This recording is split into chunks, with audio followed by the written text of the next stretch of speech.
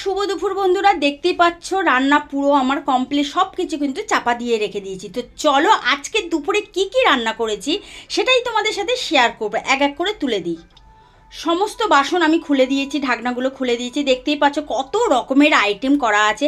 চলো এক এক করে বলে দিই। এখানে বরবটি, আলু আর মাছের ডিম পেঁয়াজ দিয়ে একটা ভাজি করেছি, খুব ভালো লাগে এটা খেতে। মাছের ডিম যাতেই দাও না কেন সেটাই টেস্ট হয়। এখানে কুমড়ো পেঁয়াজ, শুধু কুমড়ো আলু দিইনি, কুমড়ো পেঁয়াজ মাছের ডিমও দিয়েছি, দিয়ে একটা কুমড়ো ভাজা করেছি, এটাও ভালো লাগে। বলতে পারো আজকে শুধু ডিম আর ডিম, আর কিছু নেই। তারপরে এখানে করেছি পটল আলু, এই যে মাছের ডিম, তোমাদের বললাম না শুধু ডিম আর ডিম। এই যে মাছের ডিম দিয়ে, মাছ দিয়ে, আলু দিয়ে, পটল দিয়ে একটা সুন্দর একটা পাতলা করে ঝোল করেছি। খুব গরম পড়েছে তাই খুব পাতলা করে ঝোলটা বানিয়েছি। তার সাথে আছে দেখো পেঁয়াজ আছে, কাঁচা লঙ্কা আছে, গাছের লেবু আছে, আর এই দেখো শসা আছে। এটাই থাকবে। আর তার সাথে ভাত, ভাত না হলে কি করে হয় বলো তো।